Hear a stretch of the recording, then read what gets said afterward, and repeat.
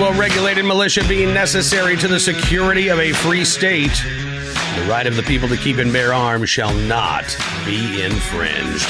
Welcome to another edition of Bearing Arms Cam & Company. My name is Cam Edwards. I'm glad that you are with us on the program today. Coming up in just a couple of moments, we'll be talking with Dr. John Lott from the Crime Prevention Research Center.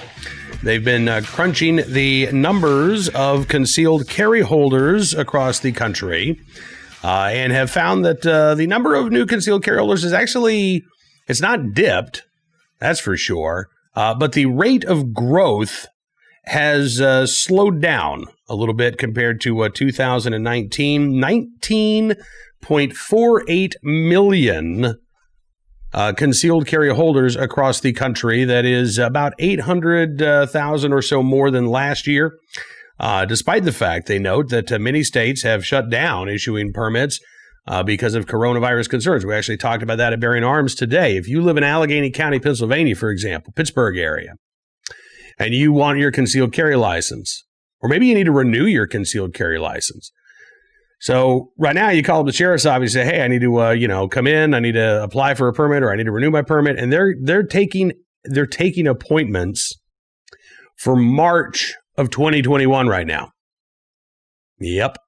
That's the earliest that you can apply, not when you'll receive your concealed carry license. That's when you can actually fill out your application to get your concealed carry license in Allegheny County. And that's not just one county. Out in Washington State, you've got the police departments that have basically been shut down since the spring and have not been taking any concealed carry applications for, 5 or 6 months. This is a growing problem right now because, again, we've got record high numbers of Americans who are exercising their right to keep arms, right? We're seeing record high gun sales going back to March of this year. National Shooting Sports Foundation estimates there were about 1.6 million firearms sold just in the month of September alone. That number, again, it's an imperfect science to try to figure out how many firearms were sold using the NICS background check system. The anti-gun group, The Trace, actually estimates it's about 1.9 million firearms that were sold in the month of September. So the demand, we know, is sky high. But the supply of firearms is really low. The supply of ammunition is probably even lower. And the ability to get your concealed carry license, look, that doesn't rely on supply and demand, right? Except perhaps that the demand for licenses is greater than the supply of employees at the sheriff's office that can process these applications, or the amount of time that these offices are open in order to accept applications. And I think that is driving these numbers, again, driving the growth in the number of concealed carry holders down just a little bit. According to the Crime Prevention Research Center, they say it's a 4.4% growth compared to 2019, but it is the slowest percentage and absolute increase that they've seen since they started collecting the data back in 2011. They do note that about 7.5% of all adult Americans possess a concealed carry license. You exclude the restrictive states like California and New York, that number grows to almost 10% of the population. And I think there are some other restrictive states that you could throw in there as well. New Jersey, pretty populous state. Very, very few concealed carry licenses there. You get rid of, if you were to look at just the shall issue states, not the may issue states, take out all of those states that, require a justifiable need or good cause. Your right of self-defense isn't seen as a good enough reason. Your constitutional right to bear arms isn't a good enough reason. You're looking at probably more than 10% of the population. In 14 states, actually, they note that more than 10% of the population have their a concealed carry license. Since 2019, they note that Arkansas and Oklahoma have dropped below 10%. Those states are also constitutional carry states. But South Carolina, their rate has climbed above 10%. Alabama, 28% of adults with their concealed carry license. Indiana is second with 18.7%. Iowa is actually third, 15% of the adult population possess a concealed carry license. And there are now 5 states with more than 1 million concealed carry holders. Yeah, I remember when Florida was the only one. Alabama, Florida, Georgia, Pennsylvania, and Texas. And Florida, by the way, now has more than 2 million concealed carry holders. Mm-hmm. By the way, what's happened to the crime rate in Florida since right to carry became a thing back in the 80s? It's gone down. Hasn't gone up. We're told more guns equal more crime and easy availability. Nope, that's not true in Florida. Homicide rate's actually less than half what it was back when right to carry was implemented in the late 1980s. So the arguments surrounding the issue of the right to carry, and again, you've got gun control advocates who want to make it as difficult, if not impossible, to get your concealed carry license, is just not borne out by the facts. Concealed carry holders are, generally speaking, more law-abiding than the general population, as a matter of fact. And there's absolutely no evidence whatsoever that allowing individuals to exercise their right to both keep and bear arms results in more violent crime. So here to take apart more myths regarding the Second Amendment, as well as a closer look at the right to carry numbers across the country, Dr. John Lott from the Crime Prevention Research Center. Take a look and listen. John, thanks so much for coming on the show, sir. It's good talking with you today. Good to talk to you again. It's been a long, long time since we talked. It has been, absolutely. And there's a lot to... probably been years.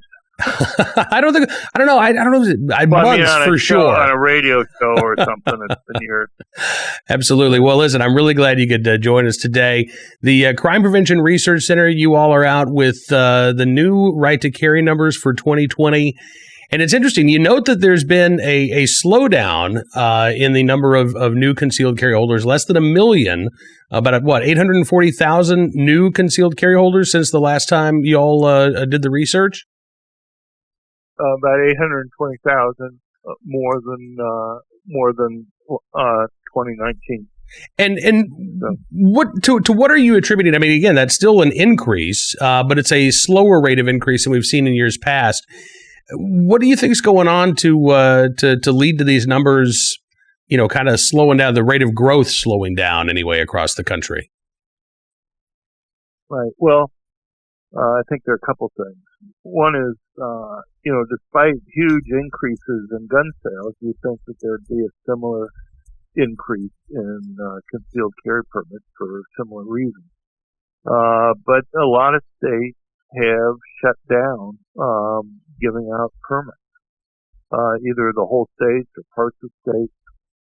There are a number of states that just haven't been doing the fingerprints if they have it, or haven't, because of the COVID virus. Mm-hmm. And I think that's had a significant effect. The other thing that's happened, I don't think is as important, but it had an impact, and that is you've actually seen a drop in the number of concealed carry permits in the so-called constitutional carry states.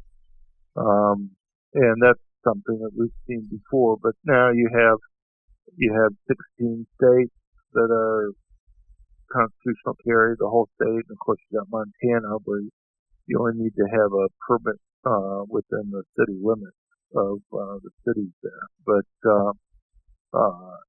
it's just when people don't have to have a permit to carry within their state, you just don't have as many people wanting to go and get a permit. Yeah. And the only reason why you have a permit there is if you're going to be traveling outside and you want reciprocity.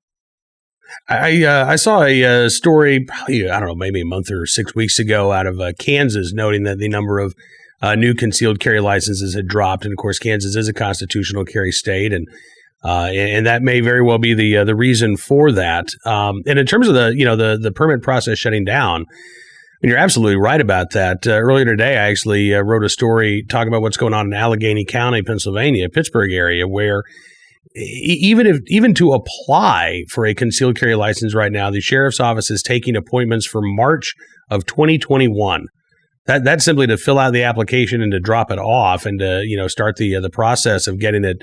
The background checks and everything. I mean, with those kinds of delays, I'm guessing that there is a huge impact, and it's hard to measure because so many of these issuing authorities are local or county police departments. So to try to figure out what's going on in literally thousands of jurisdictions, I mean that's a big issue. Well, I mean, you've had whole states like Florida and Michigan and that just haven't been giving out permits. I mean, obviously Pennsylvania, it's done by the individual sheriffs that are there, but you've had lots of states that have done it. It's basically the places where Democrats have been in control that you seem to have. So like the commissioner that handles permitting in Florida is now a Democrat. Mm-hmm. The agricultural commissioner down there is a Democrat, which is new.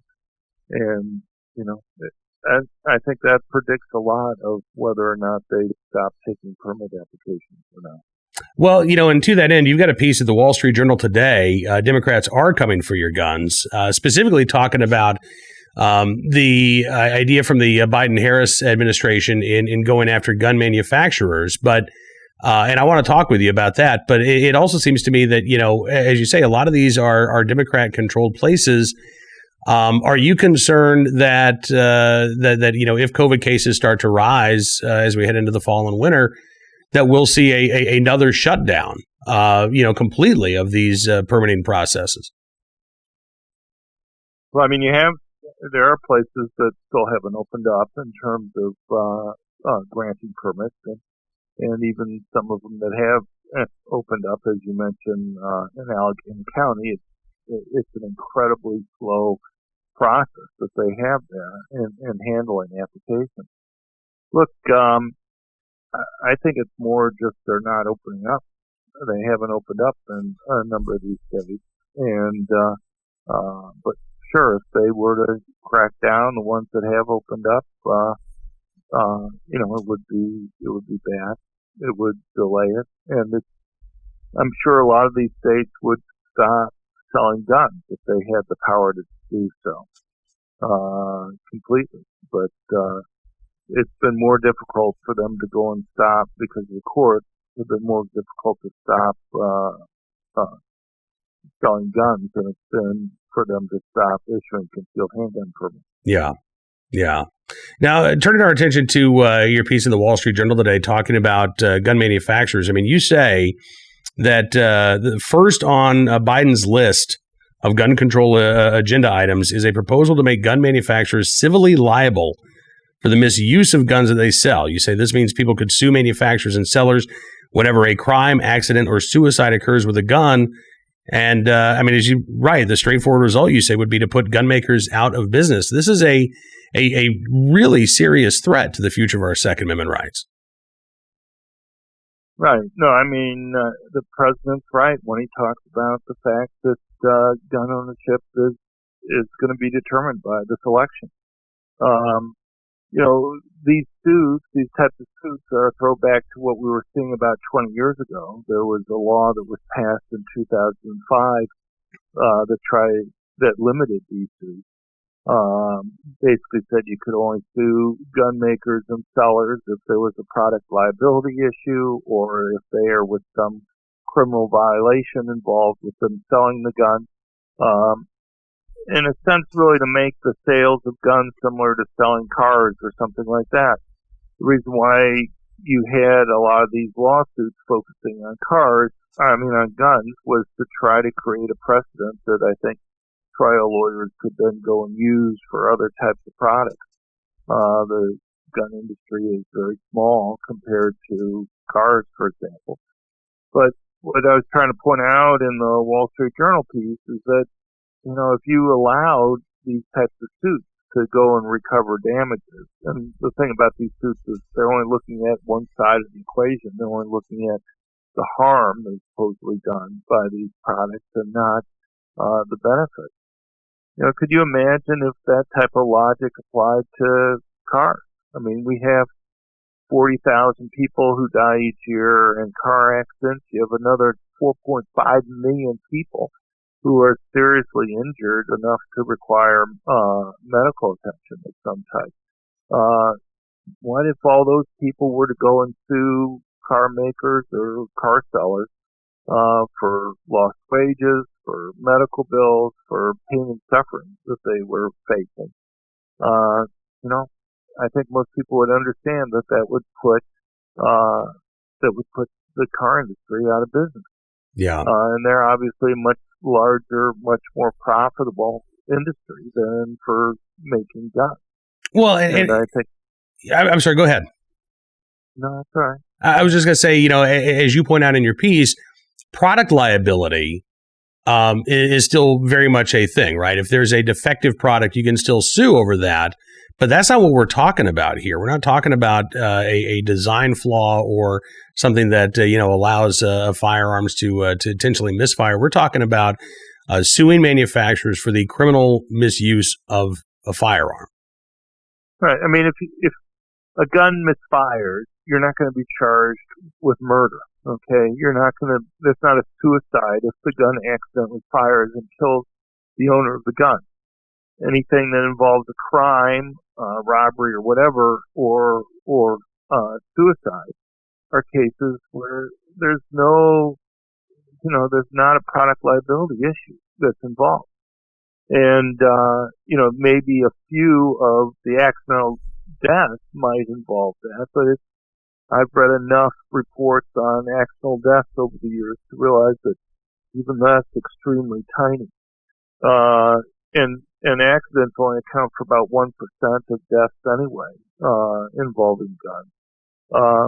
And so, it'd be the individuals who were shot or their relatives who would be allowed to go and sue for damages. And, it's just, I'm sure it's something trial lawyers would love to have happen, to create lots of jobs, or at least some jobs for them, at least for some period of time. Of course, as I say, I think it's just to create a precedent. They go after a small, relatively unpopular industry in order to create a legal precedent that they can go and then use against other industries.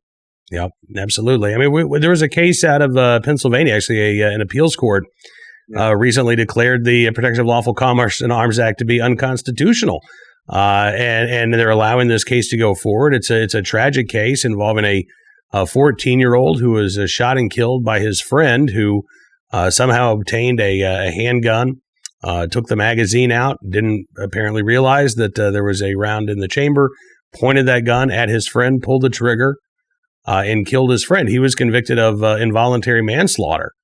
But a judge found, or the appeals court in Pennsylvania found, that this family's lawsuit against the gun manufacturer, as well as the store that sold that firearm in retail, that the trial can at least proceed, and that our attorneys can argue that somehow the manufacturer and the lawful seller of that firearm should be responsible for what that teenager did, which is just that's just crazy. It's kind of an ironic.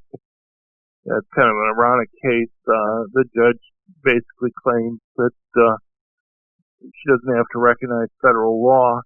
The bizarre thing is, she actually was able to establish a precedent that was recognized by courts around the country, which I doubt she's going to be successful in the long run.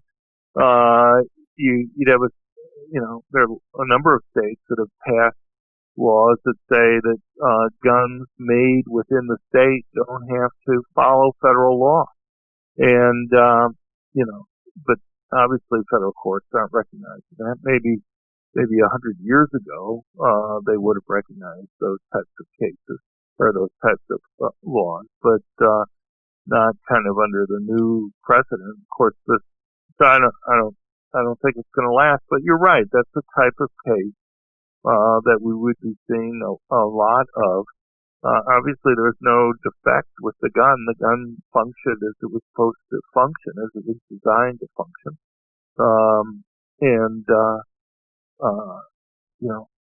But if somebody's texting on a phone while they're driving, or if somebody doesn't understand the rules of the road and they get into an accident, should Ford or General Motors have to face liability for that?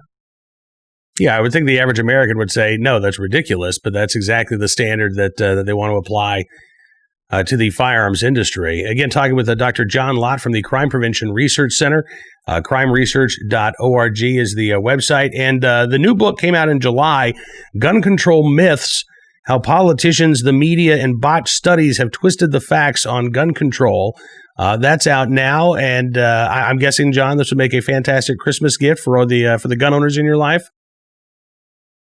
Well, I hope so. I think it may be my best book of the 10 that I've written. I kind of wrote it because of the election, and it goes through 36 different myths that I regard that are making a big deal in the debate that's going on right now with guns. Everything from things like mass public shootings to, suicide and guns, and many topics in between. And, what researchers believe about gun control and, many things. So, there are lots of claims that are made in the media that have a huge impact on the debate that are just not true. Mass public shootings, for example. I think most people don't realize that the United States has far less than the average in terms of mass public shootings per capita. I think few people know that 94% of the mass public shootings that we do have occur in places where guns are banned. I think the whole debate would be dramatically different if even once in a while the media, when it covers a mass public shooting, would mention that we've had yet another attack in places where people weren't allowed to defend themselves. Or if they gave news coverage once in a while to cases where the not successful mass public shootings, where people have stopped them with a permanent concealed handgun. I mean, we've literally dozens of cases that we've collected, of a whole chapter on that, and talking about how the media ignores covering those types of cases. Yeah. No, you're absolutely right about that. And again, you're right. If the media would just be more factual and complete in their reporting, you're right. I think that would absolutely change the debate, which is probably why they don't do that. Dr. John Lott, again, with the Crime Prevention Research Center. I promise we'll be talking again well before a year is out, but it's good to talk with you today, sir. All right. Appreciate Dr. Lott joining us on the program here. Now let's turn our attention to today's Armed Citizen story, our good deed of the day, as well as our recidivist report. We'll start there with a case out of Chicago, Illinois. Yes, Chicago Tribune reporting on a parolee accused of looting 7 stores in the early hours back in August. And a judge says, wow, put in a lot of work that night. Indeed, he did. Yes, this individual, by the way, out on parole already for gun crimes. His name is Lee Mitchell. Chicago Tribune says from the moment Mitchell hit the Gold Coast during a night of nonstop looting in early August, prosecutors say he was a man on a mission moving quickly and with purpose. With hammer in hand, he smashed through the front window of a luxury Swiss watch retailer, opened the main entrance for others who were waiting outside, scanned the display cases without the door where they store a computer monitor. In about 4 minutes, all the high-end watches, and he takes a big monitor? He may have been a man on a mission. I don't know that he was actually using his thinking cap. Next, he moved through a high-end clothing store. 2 minutes later, after he broke in, he walked out with the clothes in hands. Another 10 minutes, he hit a boutique, hit a Walgreens. Mitchell, they say, who was out on parole for gun and retail theft cases, looted 7 stores in all on the early morning hours of August the 10th. He's a 28-year-old father of 2. He's a resident of the Inglewood neighborhood of Chicago. Mitchell now faces 7 felony counts of looting and burglary. He's been ordered held on $150,000 bail as well as house arrest, which I have to say, I'm not too confident that the house arrest is really going to do much. During a lengthy bond hearing, prosecutors gave a moment-by-moment account of Mitchell's movement on August the 10th, observing that he spent only minutes inside each business and emerged with new items before moving on to the next store. Judge John Like Jr. said, wow, he put in a lot of work that night, allegedly. Indeed, he did. Chicago Tribune notes that dozens of people have been charged in connection with the August looting, which resulted in millions of dollars in damage and lost merchandise. Mayor Lori Lightfoot launching initiatives to prevent looting and to have officers quickly respond to incidents, including deploy more officers downtown. Of course, that happens as homicides in Chicago have already surpassed all of 2019's total. And Lori Lightfoot, the mayor of Chicago, I think has still been unable to or unwilling to get a real grip on the violent crime and even the nonviolent crime that is plaguing the Windy City over the last few months. Moving on to our armed citizen story from South Carolina, Anderson County, where, again, more than 10% of the population there has a concealed carry license. This didn't come into play because we're talking about a home burglary here, but deputies in Anderson County are investigating after a homeowner shot a suspected burglar who was trying to break into a home. It was about 9:30 on last Tuesday morning, I guess. 3 people tried to break into a home. Maybe it's actually, no, I guess it was 9:30 this morning. This is some breaking news here. About 9:30 this morning, 3 people tried to break into a home in Anderson, South Carolina, near Liberty Highway, north of the city of Anderson. Homeowner shot one of the suspected burglars. The other 2 then ran from the scene. Detectives brought in a canine officer to track down the suspect. So far, no update on the condition of the person who was shot because, again, this happened just hours ago. We'll try to bring you any updates as they become available. But, again, in the early reporting, it looks like a pretty clear-cut case of self-defense there in Anderson County, South Carolina. And finally today, our good deed of the day from New Jersey. On the New Jersey Turnpike, a accident happened on Monday afternoon. You can see the flames of the semi-truck, and the truck driver was actually caught inside the cab and was on fire, according to authorities. A number of Good Samaritans, including a physician assistant as well as an off-duty corrections officer, jumping to the aid of that truck driver. Daniel O'Byrne's a volunteer firefighter with the Woodridge Fire Department. He was headed to work as a corrections officer in Avenel when he saw the tractor trailer hit a sign pole and then burst into flames. This was about 1:15 Monday afternoon outside of Linden, New Jersey. O'Byrne pulled over, jumped out of his car, ran over to help the truck driver, who he said was standing on the running boards of the truck at that point, engulfed in flames. O'Byrne said, the guy looked at me with a stare that said, "Help me." And he knew that I was coming to help him. He pulled the driver off of his truck, took the shirt off his own back, began patting the truck driver down to put out the flames. The fire actually burned through O'Byrne's shirt, so he ended up taking his pants off too, and used his pants to try to get the fire out. As Byrne was patting down the driver, Jordan Reed, who's a emergency medicine physician assistant with 8 years experience as a EMT, he pulled over, ran over to help. Another driver pulled over, had a fire extinguisher in the trunk of his car. He ran over to help. Jordan Reed works at the Mullica Hill Medical Center Emergency Department. He used the fire extinguisher to put out the rest of the blaze, got him safely to the side of the road. They then began collecting water bottles for passing drivers to try to clean the powder off of the victim, try to cool him down as well. They were able to get him over the guardrail moments before EMTs arrived. He was airlifted to a nearby hospital. At last report, had serious burns. No word on his condition at this point, but hopefully is going to recover there. And again, in the right place, at the right time, willing and able to do the right thing. Got to thank Daniel O'Byrne and Jordan Reed and all of the rest of those Good Samaritans who were able to help put that fire out and to save the life of that truck driver there on the New Jersey Turnpike. Now, that is all the time we've got for you on this edition of Bearing Arms Cam & Company, but we will be back tomorrow with more of the latest Second Amendment news and information from all across the nation. Thank you for being a part of the program. Also, don't forget, tomorrow's Wednesday. That means it's time for our weekly VIP Gold Chat with Ed Morrissey from hotair.com. Julio Rosas from Town Hall is going to join us as well. If you are not a VIP Gold member, you can join at Bearing Arms or Hot Air or Town Hall or any of the Town Hall Media family of websites.